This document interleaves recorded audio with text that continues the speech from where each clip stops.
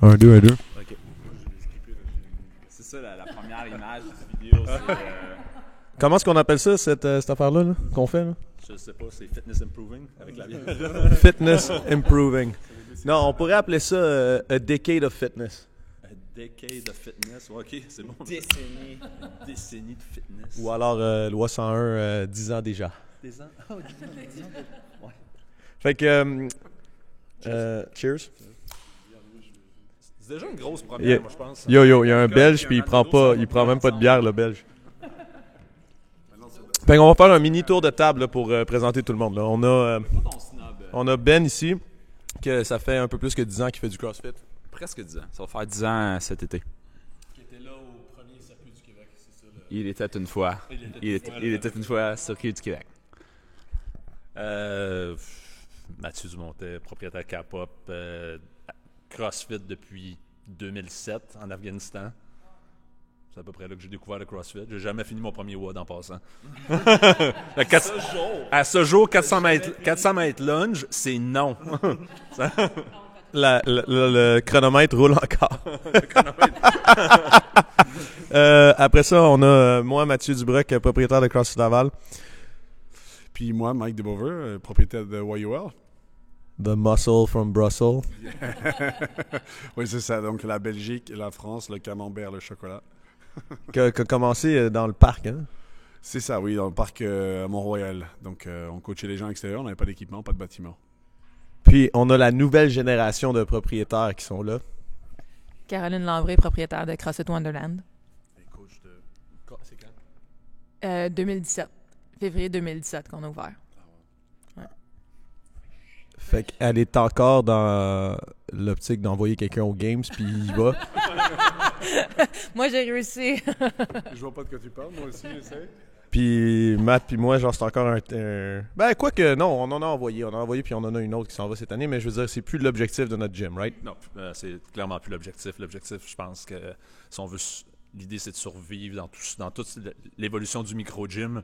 C'est de réussir à se positionner comme un professionnel de la santé, comme des gens. Parce qu'on côtoie des gens, je te dis, un illimité, il vient quoi, 5 jours semaine? Ça veut dire qu'on voit cette personne au minimum 5 heures par semaine, qui est plus que son médecin, son dentiste, que sa mère. Donc, on a une relation vraiment privilégiée avec cette personne-là. Puis, on est aux premières là, je pense, pour régler des problèmes. Puis, ça reste... J'aime bien ça de Ben Bergeron. Là, on bâtit des relations sur un fond de gym. Puis, tu sais, le gym vient comme vraiment en seconde. Là. Parce que toute cette histoire-là d'entraînement, de CrossFit ou de whatever, du micro-gym, on a une proximité avec les gens. On apprend à les connaître, puis on va plus loin que juste le mouvement. Parce que tu te rends compte que ce qui est bloque, des fois, c'est des histoires d'ego, des histoires passées, puis en même temps, ça est bloque, puis c'est la clé. Parce que, tu sais, tout le monde débarque, il va me dire, je veux être en forme, je veux perdre du poids, je veux... Tous les classiques, là. Mais ça, c'est une belle conception que la société t'a donnée. Ça. Parce que ça t'implique à rien. Parce qu'il y a personne qui va dire, ben non, t'as pas besoin d'être en forme. Là, ah ben non, OK. Non, je veux être en forme. Ah, c'est le fun, tu vas être en forme, Ben, c'est le fun. Ah, tu vas recommencer à te remettre en forme. Mais en réalité, c'est quoi être en forme pour lui ou c'est quoi prendre de la masse, perdre du poids, avoir un meilleur cardio? Généralement, il ne sait pas. Parce qu'il faut que tu réussisses à gratter dans le fond pour dire « Ah, tu vas être en forme parce que tu veux pas être comme ta cousine qui était comme dépendante de ses autres sœurs parce qu'elle, elle faisait comme du gros diabète puis était alitée. Puis ah, c'est ça que tu veux pas te rendre. C'est pour ça que tu t'entraînes. Dans tous les sports que tu as choisis, c'est le CrossFit que tu as choisi qui est un multisport à la base. Donc, il faut que tu réussisses à te rendre là pour réussir après ça, tout réorganiser son entraînement. OK, pourquoi ça avance pas? Ah, j'ai pas mon pull-up. C'est pas important ton pull-up. C'est pas ça ton but. Ton but, c'est d'être actif dans la vie de tous les jours puis pas être un fardeau pour ta famille plus tard. Ça remet tout en perspective. Mais là, on sort de la performance, on sort des games, on sort de tout. Puis c'est ça qui est intéressant avec le CrossFit, comme on le voit avec le .com, autant que ça brasse en ligne, les gens paniquent. Mais moi, je suis comme, on revient à base. On refait le tour complet, on vient dire, rendre les gens plus en forme finalement, puis repousser la décrépitude humaine finalement. Puis j'ai niaisé Wonderland genre avec les Games parce qu'ils ont Jeff Adler qui est excellent, top canadien, deuxième maintenant je pense, mais en tout cas peu importe là en ce moment dans le monde. Deuxième mondial, ok c'est ça. Mais connaissant Caro, je pense que tu es d'accord avec la vision justement de s'entraîner pour être en forme puis pour pousser la santé. Là. C'est pas juste une question de juste créer des athlètes des Games dans ton gym. Là. Non, vraiment. Nous autres, à part Jeff, 99% des gens au gym sont là vraiment juste pour la santé, pour être en forme. Puis, tu sais, justement, je prends Jeff comme exemple, mais la programmation de .com, on la suit. Puis moi, ma vision, c'est vraiment ça.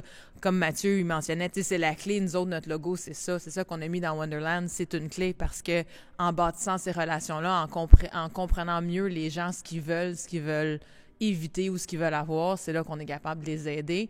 Puis quand ils ont du succès à quelque part, chez nous, parce qu'on passe beaucoup de temps avec, on voit justement du succès qui commence à se produire partout dans le reste de leur vie. On en a des gens, tu sais, moi, chez nous, c'est cool que tu aies ton premier pull-up, c'est cool que tu aies X nombre de livres sur ta barre, quoi que ce soit. Mais ce qui est encore plus fantastique, c'est quand on voit des gens, justement, qui changent d'emploi parce que là, ils se rendent compte qu'ils sont pas heureux. Parce qu'ils savent c'est quoi être heureux dans le gym. Ou ma mère qui fait les Open à 350 livres plus. Fait que, tu sais, c'est vraiment ça qui est vraiment plus important, c'est que les gens se rendent compte aussi. Ou, tu sais, même à l'inverse, les gens qui viennent souvent ou qui, tout d'un coup dans la vie, je peux pas venir 5 fois semaine, mais c'est pas grave. T'as pas besoin de venir 5 fois semaine. Tu sais, t'as pas besoin d'un back squat à 3,15. T'as besoin d'être assez fort pour être capable de te sortir du lit et d'aller à la toilette toute seule. C'est ça le plus important. C'est de mettre les choses en perspective. Puis est-ce que tu penses, Mike, qu'on aurait... Parce que nous, tous nos gyms, on est parti un petit peu sur la performance au début, là. Sauf que j'ai l'impression que les nouveaux gyms, ce que décrit Caro, je pense qu'ils ont déjà compris, pour la plupart, là, il y a tout le temps des exceptions, mais je pense qu'ils ont déjà compris qu'il fallait y aller pour la santé beaucoup plus que poser ta business sur le fait que viens à mon gym, je vais aller aux games.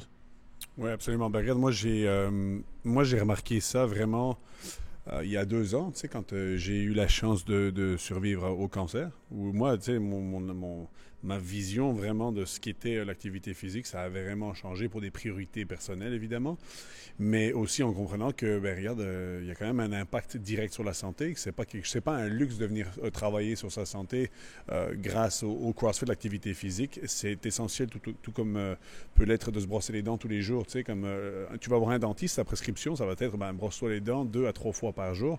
Nous, on a aussi une prescription, c'est viens t'entraîner, comme Carole disait, peut-être pas 5 fois, mais de 3 à 5 fois. Tu sais, de 3 à 5 fois, c'est quand même pas mal. Tu sais, quand on te demande de venir 5 fois, c'est parce qu'on assume que tu vas rien faire d'autre. Mais si tu viens 3 fois, c'est quand même assez courageux, c'est même très, très bien. Peut-être que tu aimes ça, la course à pied, tu vas aller te changer les idées à faire de la course à pied, mais c'est vraiment de repartir à éduquer les gens sur à quel point c'est essentiel de savoir bien bouger et à quel point c'est important de le faire pour avoir un impact direct sur la santé plutôt que de se focusser absolument sur la performance. Sinon, avec toutes les évolutions de tous les programmes, le niveau des games qui monte, les compétitions qui sont extrêmement intenses, il y a quand même quelque chose qu'on remarque entre l'avant et après ce qui se passe. Donc, nous, on a vu ce qui passait au début. C'est, en tout cas, de mon point de vue, je trouve qu'on perd un peu le fun de ça. Là. On retrouve le fun quand on retourne dans nos classes avec monsieur, madame, tout le monde et on retrouve l'énergie à faire un workout sans pression. C'est pas un workout qu'il faut faire, on le fait parce qu'on en a envie, tu vois. Puis juste avant de repasser à Caro, dans le fond, je pense que de toute façon, dans n'importe quelle nouvelle activité, ça passe toujours un petit peu par ces étapes-là. De toute façon, tout le monde va un petit peu à l'extrême pour après revenir dans le milieu. Fait que c'est exactement ça que tu dis. Je pense que ça a très rapport, là.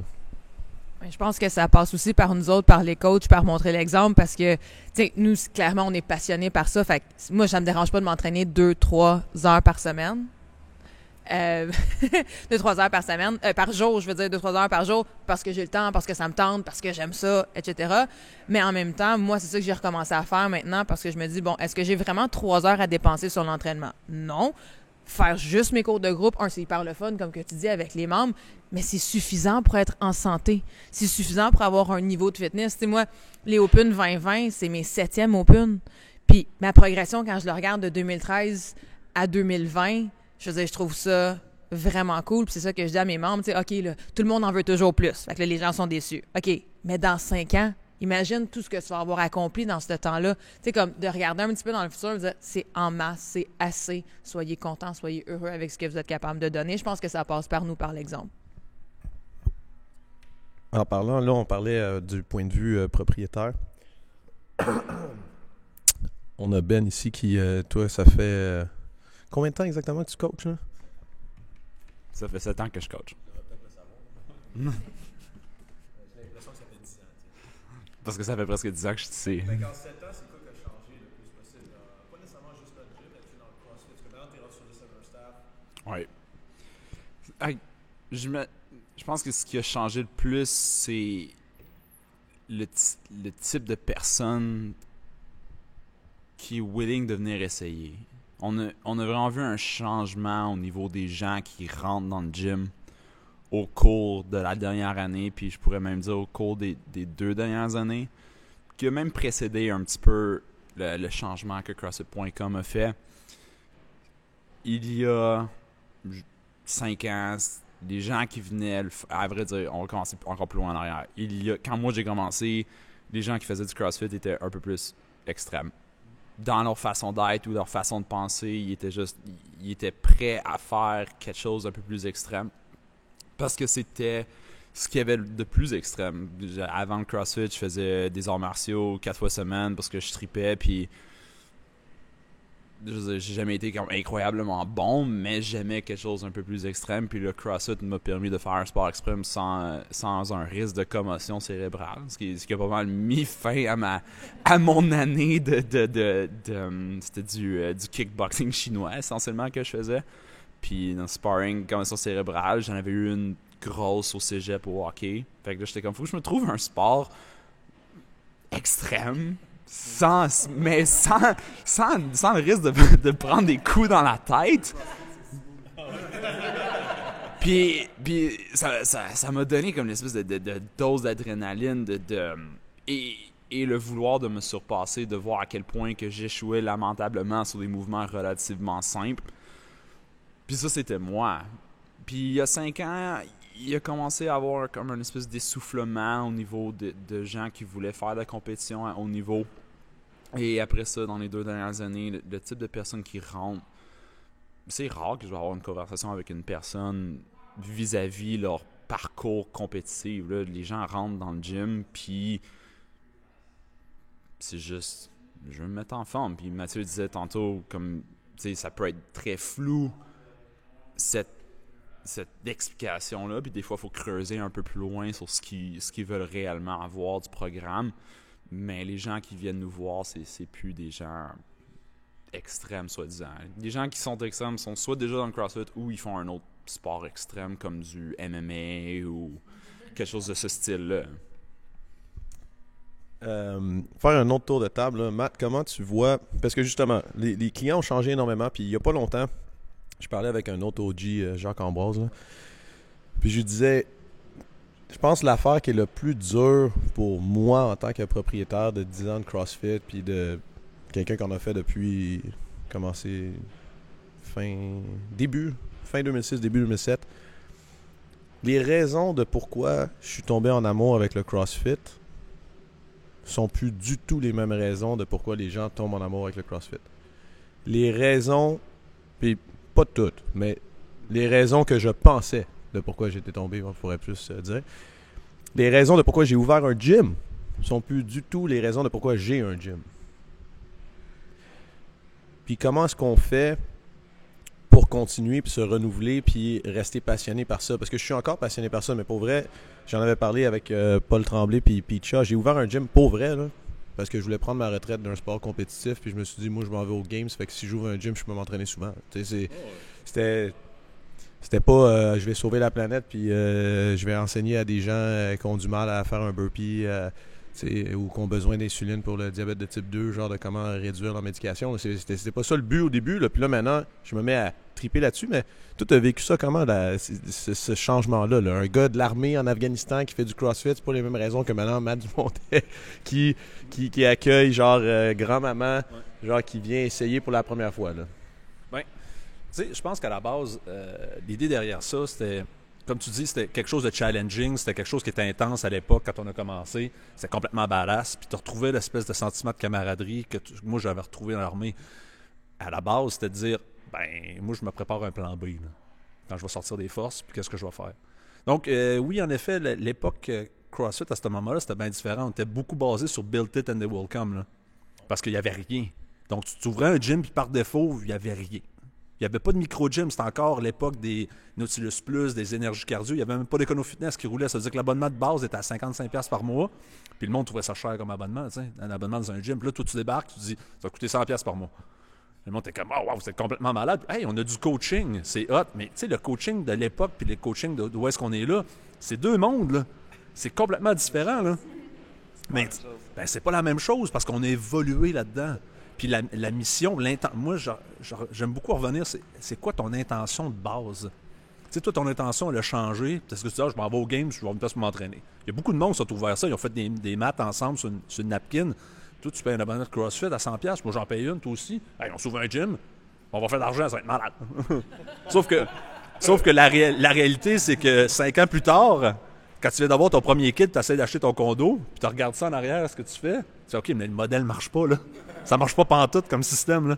Donc, la monnaie, on devient, moi je pense qu'après un certain temps, tu deviens un entrepreneur. Puis c'est peut-être l'opportunité que les gens qui rouvrent des gyms là, parce que là, ils regardent tout ce qui a été fait autour, ce qui a fermé, ce qui a ouvert, les réalités, ils disent, ah, OK, moi je m'ouvre un gym, mais je suis un entrepreneur. Puis c'est là que la variation change. Parce que là, ton approche à client, il est vraiment plus pareil. Parce que là, tu te retrouves à dire, OK, mais c'est quoi mon intention comme personne pour me grandir, pour que je continue à regarder ma passion dans ce que je fais à tous les jours? Tu es au gym à tous les jours, je suis au gym à tous les jours. C'est notre passion. Mais là, l'intention commence à se modifier au fil du temps. Là, tu passes de hey, « je vais envoyer des gens aux games, je vais aller aux games, on va faire de la performance, je vais avoir des banderoles de toutes les compétitions partout. » Puis là, tu fais « ouais, mais c'est pas moi. » Puis on se rend compte que c'est toute la drame que ça l'apporte parce que il se passe bien des affaires dans ce monde compétitif-là avec bien des gens. Mais bon, ça, c'est un autre podcast. Un autre podcast pour rentrer là-dedans. Là, tu te dis « OK, on va modifier un peu notre approche, on modifie pour justement... » s'assurer que Sally, qui rentre la première fois, qui a dit « ouais, mais je reste comme dans le coin, là, puis je vais vous voir courir dehors, puis ça fait comme 5 ans que je vois courir, puis là, ben, j'ai décidé de venir voir ce qui se passe. » Puis là, si t'as du monde qui sont en chest en arrière en train de dropper des barres, Sally, elle rentrera jamais. Mais Sally, elle, t'as un plus gros impact sur elle que le pompier qui s'entraîne déjà, puis c'est juste proche de sa caserne, puis il vient s'entraîner, puis il trouve ça le fun parce qu'il fait des high-fives avec les boys. Mais Sally, t'as un impact, puis moi, je pense que comme coach, en tout cas, j'ai défini moi-même que moi, je me retrouve beaucoup plus, c'est beaucoup plus gratifiant là-dedans. Mais c'est un cheminement qui s'est fait au fil du temps. Parce que tu pars avec un concept de CrossFit, Improving Fitness, toute la patente. Puis là, avec le temps, ben, les années passent, tu fais « OK, mais moi, qu'est-ce que je veux faire? Comment je me définis comme coach? Comment je me définis comme athlète? » Parce que j'écoutais Caro parler, dire « J'ai-tu vraiment 3 heures à mettre par jour? » Bien, même affaire. J'ai-tu vraiment 3 heures à mettre par jour à me défoncer? Non. C'est quoi mon intention? Ah, la longévité, pas être scrap, peut-être tout péter. Oh, là, ça rend en ligne. Mais je pense que ce questionnement-là, pour un propriétaire, un coach, il doit se faire. Toi, qu'est-ce que tu veux retirer de ce temps-là que tu passes à influencer des gens? Ben, je veux qu'il y ait des cleans à 300 livres. Ouais, OK. Mais il y a un processus avant de se rendre là parce que, tu sais, tu commences, puis tu as beaucoup d'oscillations, beaucoup de problèmes, là. Tu sais, le fameux control function. On en parlait tantôt, là, c'est sur des années. Hein. Si tu ne gardes pas ce focus-là, les gens, ils disent « Ah, ben je m'entraînais 5 jours semaine, puis là, je m'entraîne juste 2 jours semaine, puis je suis pas bon. » Je dis « Hey, t'as pas une note de passage, t'as pas un diplôme à la fin de l'année qui va dire « Bravo » ou « Pas bon, t'as failé. » Non, parce que c'est un continuum, puis tranquillement, pas vite, t'avances. Qu'est-ce que tu as fait aujourd'hui qui va te ramener, puis qui te dirige à ton intention? Tu veux ton pull-up. J'ai levé mon pull-up. OK, c'est super cool. Qu'est-ce que tu as fait aujourd'hui pour faire ton pull-up? Ah, mais j'ai pas de pull-up.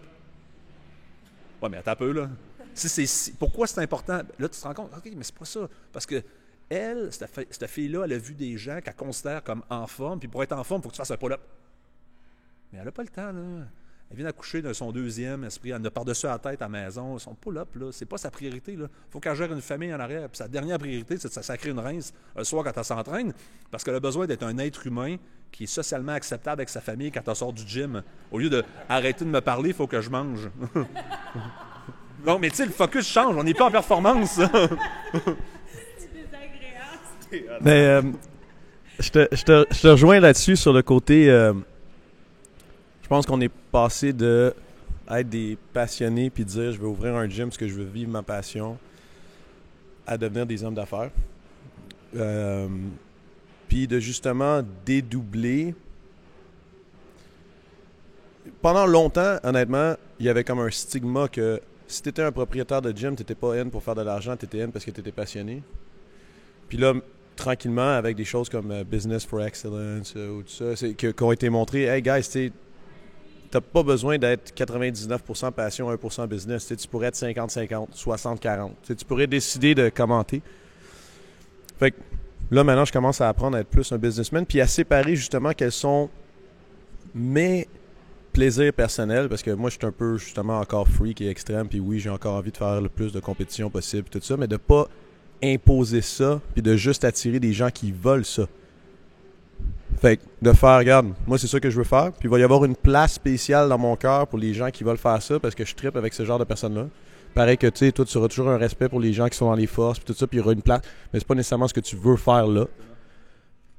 Puis de setter le gym après, comme un homme d'affaires, puis comme quelqu'un aussi qui est passionné par le fait que tu peux avoir un impact énorme, justement, sur les gens qui veulent pas nécessairement faire de la compétition. En fait, c'est sur eux que tu as le plus d'impact. Fait que ton côté passion soit beaucoup plus dirigé vers sur qui tu peux avoir le plus d'impact possible. Ton côté rationnel, entrepreneur, qui est comme, ben, il y a un moment donné, il faut que je puisse vivre. Il y a un moment donné, il faut que mes employés puissent vivre. Il y a un moment donné, il faut que ça fonctionne. Puis après d'avoir, toi, c'est quoi qui te fait triper? Ben, moi, c'est d'aller au French Throwdown, au Atlas, au Wodapalooza, tout ça. Puis mais de le prendre sur moi, de pas dire, OK, tout le gym fait le Wodapalooza parce que Mathieu, Bibi, ici, il a dit que t'es obligé, tu sais. Fait que je pense que c'est un peu vers ça que nous, on va. Puis c'est exactement, je pense, quand tu as dit, là, c'est la grande réalisation, je pense, que j'ai faite, mettons, il y a 1 an, là, c'est peut-être qu'il faudrait que je devienne un homme d'affaires. C'est ça, pour reprendre un petit peu sur l'aspect business ici, au début, la passion permettait de faire rouler nos gyms, puis on est correct? Donc la passion permettait de faire rouler nos gyms parce que justement il n'y avait rien d'autre avant, donc c'était même relativement facile, il suffisait de montrer qu'on aimait ça faire des gros thrusters et puis qu'entre gyms on s'envoyait des workouts et puis qu'on essayait de ne pas mourir en faisant les workouts. Ça c'était des choses qui étaient inspirantes en voyant qu'on se relevait quand même en ayant mis 1 ou 2 genoux au sol. Maintenant on commence à découvrir que si on ne ramène pas l'aspect business dedans, notre passion on va devoir la laisser tomber. Il va falloir rattraper des choses qu'on n'a pas fait dans le business, donc c'est un petit peu comme devenir super fort et puis oublier la mobilité. Là, comme on ne peut pas faire l'un sans l'autre, là, on va devoir travailler avec les deux. Mais pour parler des athlètes compétitifs dans un gym, chez nous, on en a quelques-uns qui sont quand même d'un niveau intermédiaire. Et je pense que ça va partir aussi d'une éducation dans les gyms où les athlètes qui sont compétitifs vont aussi être inspirants et on peut les utiliser et les introduire avec d'autres personnes. Nous, on a récemment une dame qui vient de joindre le gym. Elle est clairement overweight, mais on lui a posé des questions. Qu'est-ce qui t'impressionne après une semaine chez nous? Elle était impressionnée par voir la motivation et le drive que les athlètes compétitifs avaient, qui poussaient un peu plus dans la même classe qu'elle. Et ça, c'est ce qui permet qu'elle revienne. Alors on lui a demandé, est-ce que c'est parce qu'il retire son chandail et puis t'aimes ça? Et puis non, pas du tout. Là. C'est juste parce que lui, c'est un bonus, c'est sûr, mais c'est parce que nous, on a éduqué nos athlètes, à venir parler à cette dame. Au moment quand elle rentre, eh bien, on lui dit bonjour, on lui dit au revoir, elle est introduite. Donc ça ramène quand même à des valeurs de communauté qu'on avait avant, mais que lorsqu'on commence à penser un petit peu, on est comme tu disais, des hommes d'affaires, on est devenus aussi, grâce à notre passion, en liant la passion et le business, des responsables de la santé. Tu sais, moi, j'ai l'impression que si j'arrête, ça fera 1 de moins dans la région où je suis, dans l'ouest de l'île. Ça ferait 1 de moins qui va travailler sur la santé des gens. On ne s'en rend pas compte la première année ou la deuxième année. C'est après 3-4 années que quand tu as des gens qui viennent, « Hey, en fait, tu as changé ma vie, là. Regarde, il y a ça qui m'est arrivé. » Man, on n'est pas compte, là. Tu as l'impression que ça se passe, mais jusqu'à un moment où tu le vois effectivement sur tes membres qui sont avec toi depuis plusieurs années, on est des responsables de la santé. On se doit de faire rouler notre business d'une manière positive. Pour nous, pour nos familles, pour nos employés, ça c'est certain, mais pour nos membres, c'est hyper important. Qui va le faire? Nous, on est à côté d'un Nautilus Plus. Eux sont clairement juste business. Je ne vois même pas où est la passion là-dedans. Et le moindre coach qui va développer de la passion là-dedans, il ne restera pas là. Il va partir, il va ouvrir son micro-gym. Ou il va venir chez nous, coacher chez nous, comme Val Boileau. Là, mais voilà, donc ça, ce serait mon point de vue. Là. Je vais reprendre un peu ce que tu disais pour l'inspiration. Tu sais, nous autres, là, justement, Jeff il est rendu presque famous, là, ça s'en vient. Puis, tu sais, c'est super cool que les gens s'entraînent avec lui. Les gens qui sont venus faire des interviews ou qui demandent de l'information, Jeff fait les cours de groupe. Puis les gens sont comme, ah, mais comment tu programmes? Mais on s'en fout, tu sais, comme, on fait du CrossFit, puis tout le monde a besoin de la même chose. Jeff fait des scales qui sont programmés sur le .com. Si vous savez pas c'est quoi, allez voir un scale sur le .com, mais je veux dire, tu sais, il va rusher autant que tout le monde. Fine, il power clean 3,15, mais il y a de la misère à faire ses scales. Puis il est fait avec tout le monde, c'est ça qui est cool. Puis à l'inverse, je dirais que c'est potentiellement même pas lui qui inspire le plus de gens. C'est notre membre qui a 67 ans, qui fait le cours de 7 heures le matin, que tout le monde est comme, oh my God, dans 50 ans, moi, je veux être comme ça. C'est le Granite Games, oui. Tout le monde était... était surprenante. C'est elle qui a choisi son nom d'équipe. Il y était 3 filles. Elle était comme, on peut choisir ce qu'on veut. J'ai dit oui, The Dragon. C'est elle qui l'a choisi. Tu sais, comme, elle est full motivée. Elle veut compétir. Tu sais, comme, elle veut se pousser. Elle veut se montrer qu'elle est capable. C'est ça qui est inspirant. Tu sais, comme... Mais en même temps, de dire que les gens sont pas obligés de faire de la compétition pour être en forme, c'est ça? Effectivement. Ils sont motivés pour le faire. Puis elle fait juste les cours de groupe, puis elle est capable de compétitionner comme Jeff. C'est les gens qui ont envie de se dépasser, qui ont envie d'être dans cet environnement-là. C'est une expérience de compétitionner. Tu sais, c'est une expérience de faire cette activité-là pour le X nombre d'heures que ça prend dans ta journée. C'est ça que tu vis. Puis ça, je pense que c'est accessible à tout le monde. Puis justement, avec l'évolution, tu sais, dans le temps, il y en avait beaucoup plus, là. Je pense à, comment que ça s'appelait, qui était à l'usine par Domadan, là, le Fire Breather, tu sais, comme, tout le monde allait là, puis c'était ça que les gens voulaient faire. Puis avec le temps, justement, le niveau a monté, puis là, comme, mais les nouveaux, qu'est-ce qu'on fait pour ces gens-là qui ont quand même envie de se dépasser, que tu peux faire des ring rows en compétition, comme il n'y a rien de mal avec ça, tu sais, comme, si tu as envie de vivre cette expérience-là, tout le monde peut la vivre, ça devrait être accessible. C'est comme ceux qui vont aller faire leur course du dimanche en athlétisme et qui peuvent pas courir un marathon, ils vont aller faire les distances un peu plus petites. Mais quand même, moi je vois une différence à tracer et à nous à éduquer nos membres, je pense, en tout cas dans mon gym, où on va voir la différence entre le sport du fitness et la méthode d'entraînement. Moi, si ça restait un sport comme on avait l'air de le faire aller, là, je suis très fier de mon père qui fait du CrossFit chez lui. Il n'aurait jamais fait ça s'il n'avait pas compris que je ne suis pas obligé de faire une compétition. Je me pousse contre mon horloge, contre moi-même, mais c'est sûr que lui, là maintenant, ça va permettre à Sally de rentrer dans le gym et de se dire, OK, mais j'ai pas besoin d'aller là. C'est un plus, ça, on s'amuse bien, mais il y a une différence entre la méthode et le sport, bien sûr. Les gens qui courent vont s'inscrire à une course. Les gens qui courent, en général, s'entraînent parce qu'ils veulent s'inscrire à une course, un 5, un 10, un demi, un full. Et à l'inverse, ils sont pas obligés de s'inscrire pour justement juste aller courir pour se tenir en santé. Je pense que, comme je dis, c'est une expérience, puis c'est de parler avec les gens pour voir qu'est-ce qu'ils ont envie de faire. Est-ce qu'ils ont juste envie de courir? Est-ce qu'ils ont juste envie de s'entraîner pour faire du CrossFit dans nos cours? Ou est-ce qu'ils ont envie d'avoir cette expérience-là de compétitionner, si on veut?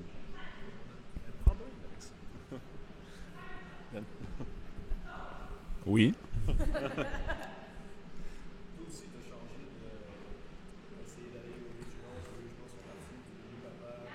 Oui, effectivement. Je suis dans le club des papas maintenant. Mais, I guess, si on parle de l'aspect passion, ce qui me passionne comme coach maintenant, c'est de voir des changements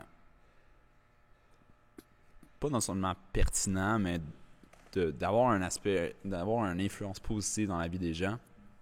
Et ça va au-delà de comme la compétition. La compétition, c'est le fun. Puis, on a des gens ici qui font des compétitions, mais c'est vu que toi, tu as changé un petit peu ta mentalité là-dessus et la culture du gym, les compétitions, c'est rendu plus un plus. Ce n'est pas... Quoique, je dis pas que tu tordais le bras des gens en enfer, mais presque. Mais pas tout à fait. Ah non, Matt, il pourrait se parker dans le temps des Open devant un membre après un cours puis être comme « Inscris-toi! » Il faisait, oui. Puis là, c'est comme, la compétition, c'est le fun, mais c'est très secondaire au reste. Et je me considère comme chanceux aussi que il y a plusieurs années, j'ai compris que ce qui allait me permettre de continuer à aimer coacher, c'était de coacher des gens soi-disant normales et d'apporter des améliorations. Et vu que leur trajectoire d'amélioration est plus lente parce qu'ils viennent 3 fois dans la semaine, c'est toujours super le fun comme coach de voir leur sourire quand ils apprennent quelque chose de nouveau. Ou s'ils améliorent un point technique. Mettons, un mouvement comme l'arraché, quelqu'un qui vient 3 fois semaine, c'est sûr que ça va prendre comme 5 ans pour arriver à faire quelque chose de pas nécessairement potable. Ça va prendre moins de temps que ça, mais de vraiment dial in certains points techniques, comme de se tirer rapidement en dessous de la barre. Comme Jim, on a vraiment mis un gros emphase là-dessus dans la dernière année. Puis là, il y a des gens qui font des PR dans des workouts. Puis même, on parle pas en termes absolus, mais quelqu'un de 50 ans qui fait un PR sur son snatch parce qu'ils sont capables de se tirer mieux en dessous, qui ont travaillé les aspects neurologiques du fitness, sont super fiers. Puis ça, c'est toujours le fun comme coach. Puis c'est ça qui va me garder dans le métier pour des années à venir. Parce que encourager des gens à faire de la compétition parce qu'ils veulent en faire, c'est le fun. Coacher des compétiteurs, c'est un autre niveau d'engagement et c'est un stress en quelque sorte. Parce que là, c'est pas une relation. Ben, c'est vrai. Parce que là, c'est pas une relation où tu donnes de toi sans nécessairement avoir quelque chose en retour, mais quand tu coaches un athlète compétitif, c'est comme... Il faut que la relation soit mutuellement bénéfique parce que sinon, ben, ça va te faire chier. Puis le compétiteur, il va partir ailleurs. Fait que tu viens de brûler un pont essentiellement avec cette personne-là. Oui, ça change ton approche vis-à-vis de la personne. Oui, la business, c'est important, mais au cœur de la business dans laquelle nous sommes, la relation humaine est importante. Puis des fois, comme avec un compétiteur, il faut que ce soit comme vraiment mécanique comme relation. Puis c'est pas ça qui m'encourage, c'est pas ça qui va me garder dans ce métier-ci pour les 25-30 prochaines années. Ben, il y a comme un problème. Oui. Je pense ton cœur. Non, mais c'est qu'on a une grosse responsabilité à cause de notre position de micro-gym qu'on a. On devient comme la porte d'entrée pour bien des gens. Puis je pense qu'on a une responsabilité pour que ces gens-là qui rentrent, comme, tu sais, il faut que tu te définisses comme coach. Qu'est-ce que tu veux faire? T'sais, Ben, il fait, ouais, tu sais, finalement, moi, ça me grandit pas tant que ça, un coach élite, un athlète élite qui va se rendre à quelque part. Tu dis, OK, ouais. Mais l'idée, c'est que je crois qu'en tant que boîte de CrossFit, il faut qu'on change notre message. Parce qu'on est encore sur l'époque que les gens ont vu les games, puis ils disent, ah, mais je peux pas faire ça. C'est comme, moi, toutes les fois que quelqu'un me dit ça, je fais comme, ben voyons. Écoute, t'as jamais écouté les Olympiques? C'est les gars qui font du ski acrobatique. Toi, tu dis, je ne pourrai jamais mettre de ski parce que je peux pas faire des sauts. Bien, c'est la même affaire, le grand. Là. On va t'apprendre à bouger. Puis, tu parlais du snatch sur 5 ans. OK, moi, je pense que ça va faire peur aux gens. Moi, je dis, dans 1 an et demi, tu devrais être pas pire pour t'amuser avec le snatch. Mais c'est le message qu'il faut qu'il sorte.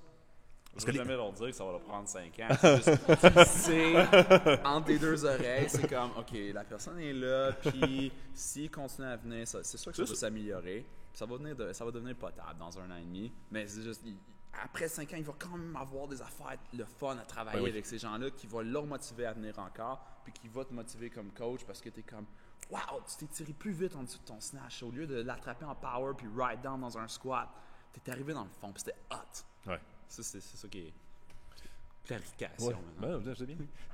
Moi, je mets mon time frame sur mon cours. Mais tu sais, je pense qu'on a une responsabilité de gérer l'attente.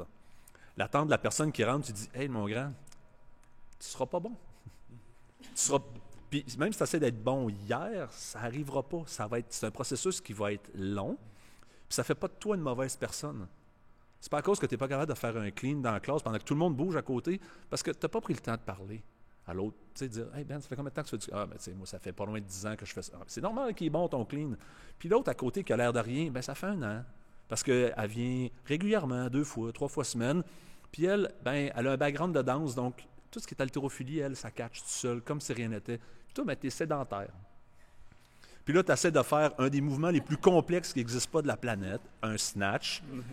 Puis là, tu paniques ta vie parce que tu n'es pas capable de snatcher, de faire un overhead squat. Mais tu es quand même une bonne personne. si t'as pas une note, il y a comme une espèce de tyrannie de la performance tout le temps, puis tu fais, dude, à quel niveau ta vie elle a besoin d'avoir une deuxième couche de stress supplémentaire? Ça, c'est supposé d'être ton heure, où c'est que tu viens de chiller, faire des high-fives, écouter de la musique, suivre un peu si la journée est bonne, parce que, tu sais, si ton kid, ça fait une semaine, ça fait 3 jours qu'il est sur la gastro, là, puis là, à soir, là, il a arrêté, puis tu as réussi à sortir pour aller au gym, là, tu performeras pas, là. Il n'y a rien qui va marcher. Viens juste bouger, mais gère ton intention. C'est pas à cause que c'est marqué workout, on s'arrache le cœur. C'est peut-être pas aujourd'hui le bon temps. Parce que, tu sais, quel workout, à quelle fréquence réellement tu peux vraiment te déchirer, là? Là aussi, ta bouffe est on point, tu as bien dormi, ça se passe bien avec tes filles, ta blonde à la maison, tout va bien, le gym va bien, les comptes sont payés, tout va bien, là. Là, tu te dis, aujourd'hui, je me sac une rince, mais toute s'aligne. Quoi, aux 2 semaines? Quand ça va bien, là. Je te dirais que plus j'avance en âge, plus je le garde pour juste les qualifs. Parce qu'il y a une grosse différence là-dessus. En fait, on a appris ça dans les peut-être 4-5 dernières années avec Ben. Il y a une grosse différence entre ce qu'on pensait avant qu'il fallait faire. Puis c'était de l'entraînement maximal. Puis ça, c'est facile à faire. Tu fais juste justement te sacrer une rince tout le temps. C'est facile. Puis jusqu'à un certain point, quand tu débutes, c'est un petit peu l'optique qu'il faut que tu aies parce que tu n'es pas vraiment capable d'aller à ton vrai max. Fait qu'il faut que tu essayes tant bien que mal d'aller à ton max psychologique, que tu penses qu'il est ton max, mais c'est pas ton max. Fait que tu as l'illusion que tous les jours, tu le fais, ton max. Mais quand tu deviens bon, là, puis que tu prends de l'intelligence, tu t'entraînes de façon optimale. T'sais. Les seuls moments où est-ce que tu t'entraînes de façon maximale, c'est justement si tu es en situation de compétition, tu sais que tu t'en vas genre au Dubai Championship, au French Throwdown, puis le volume va être atroce. Puis 2, 3, 4 semaines avant, tu commences à ramp up parce qu'il faut que tu sois prêt psychologiquement à t'attendre à ça. Mais quand tu es monsieur, madame, tout le monde, ça sert à rien de te mettre dans cet état-là parce que tu rentres un peu dans ce que j'appelle le sort du débutant. T'sais. Ou est-ce qu'au début, tu fais 2-3 fois semaine. C'est fantastique. Tu as l'impression de pouvoir pousser à 100%. Puis tu dis à ton coach, c'est quoi, je pensais pas aimer ça, là. J'aime ça. Qu'est-ce que je devrais faire? Puis tu dis, t'as-tu déjà pensé venir au lieu de 2 de temps en temps 3, peut-être 3 de temps en temps 4? Puis là, tu t'améliores. Puis ça va vraiment bien. Puis là, tu commences à taper peut-être un plateau par-ci, par-là, dans les affaires où tu avais déjà des aptitudes. Fait que sans demander au coach, tu te dis, je viens 5 fois semaine. Puis même chose, là, de plus en plus, tu as des plateaux, tout. Puis au lieu de parler à ton coach, tu te dis, je viens 6 fois semaine. Puis après ça, tu te dis, tu sais quoi, peut-être le dimanche, je peux pas venir, mais le lundi, je vais venir 2 fois, juste petite pratique technique. Puis arrivé à un moment donné, le problème, c'est que tu t'améliores plus. Tu n'es plus coachable parce que tu n'es pas de bonne humeur, tout va mal. Puis c'est là le sort du débutant. Ta réponse à ce problème-là, c'est d'en faire encore plus. Parce qu'à chaque fois que tu en as fait plus, ça marchait. Fait que t'es pas... Fait que ta réponse... C'est un des seuls sports que je connais dans le CrossFit, vu qu'on ratisse large, où est-ce que quand tu dis à un athlète de prendre une journée off, il est pas content. Je suis comme, yo, man, quand j'étais sur l'équipe nationale, puis on dit la journée off, là, c'est le party. Ouais. Genre, tu sais, c'est comme, off jusqu'à quelle heure? Toute la journée, oh shit. Tu sais, genre, fantastique. Tu sais. Mais ça, c'est parce que ça a tout le temps été relativement difficile. Puis il y a aussi que quand tu le fais pendant très longtemps, psychologiquement, tout le monde a besoin de congés. Tu sais. Un garagiste a beau être passionné par sa profession, mettons, il va travailler sur son terrain pour relaxer. Puis un jardinier, il a beau être passionné par sa profession, mais il va finir par jouer après son char pour relaxer. Tu sais. Fait que c'est pas tant le fait de qu'est-ce que tu fais, mais les humains, on a besoin psychologiquement de prendre des breaks. Puis c'est là que si tu n'éduques pas justement tes membres, ils tombent facilement, justement parce que c'est des salis qui pensaient pas se prendre au jeu, mais ils se prennent au jeu puis ils sont pas armés pour... Ils ont cette mauvaise idée de, comme tu dis, que la compétition à tout prix, puis ils ont cette idée préconçue qu'être compétitif, c'est d'en faire beaucoup, de pas s'arrêter, parce qu'ils n'ont jamais été athlètes, ils savent pas c'est quoi, puis ils n'ont pas l'idée de venir te le demander. Puis ça, c'est une autre responsabilité, je pense, qu'on a comme coach, c'est de enlever genre le diable de la compétition. T'sais, la compétition, c'est pas obligatoire pour tout le monde. Puis c'est pas non plus parce que t'es compétitif que t'es un innocent genre qui engueule tout le monde puis qui fait juste pitcher des poids partout. T'sais, être compétitif, c'est pas genre que tu chiales quand t'as pas un bon score. Un vrai compétiteur, c'est quoi? C'est quelqu'un qui est content de trouver une faiblesse, puis qui va mettre des choses en place pour les travailler, pour en avoir moins, pour qu'au prochain test, il soit meilleur. Fait que dans le fond, dans ma tête, même si j'ai changé énormément, qu'est-ce qu'on fait au gym, tout ça, j'appelle encore tous mes gens dans ma tête, tous mes membres, des athlètes, parce que j'essaie de leur donner cette idée-là, pas de compétitionner, mais cette idée que dans le fond, c'est une bonne journée quand tu as une mauvaise journée, parce que tu viens de découvrir qu'il y avait un point faible. Puis peut-être que le point faible, tu peux pas travailler dessus, parce que c'est le tour kid qui avait la gastro, tout ça. Contrôle juste ce que tu peux contrôler. La première base de la psychologie sportive. Control the controllables. Tu sais, je veux dire, mais fait que dans le fond, il faut que tu apprennes à devenir un compétiteur du dimanche, sans nécessairement faire de la compétition. Puis c'est ça que j'essaie d'amener. Des fois, être un compétiteur, c'est juste de se pointer. Parce que, veux pas, dans la vie, on va être confronté à des situations où, malgré le fait que ça ne va pas bien, il va quand même falloir se présenter. Je veux dire, j'avais aucune illusion de ça. J'étais pas dans la situation encore avant de devenir père, mais encore plus maintenant. Je pense que mon cheminement athlétique m'a préparé à l'idée que même si c'est une mauvaise journée, t'as pas de journée off. Je veux dire, tu le dois à ta famille, tu le dois à ton fils d'être présent. Puis fait juste des fois, comme éduquer les membres que quand ça va mal dans leur vie, que de venir au gym ou de continuer à venir au gym 3 fois semaine comme qu'ils faisaient avant, c'est bon pour eux mentalement parce que ça leur donne un break de ce qui se passe dans leur vie. Puis après ça, ils réalisent que, tu sais quoi, même quand ça va mal, je suis capable. Sur ce, guys, je pense qu'on va mettre une fin à la part 1. Mais si jamais vous êtes disponible demain soir, on va faire le part 2. Où est-ce qu'on pourrait commencer à parler justement des blessures. Puis quand on parle de juste show up, là, puis apprendre justement à faire ça. Puis on a Caro justement qui était physio, right? Du moins qui a étudié là-dedans. Puis on a des masters qui ont dû dealer avec des blessures, dont Mike aujourd'hui. Puis fait que c'est ça. Part 1, done.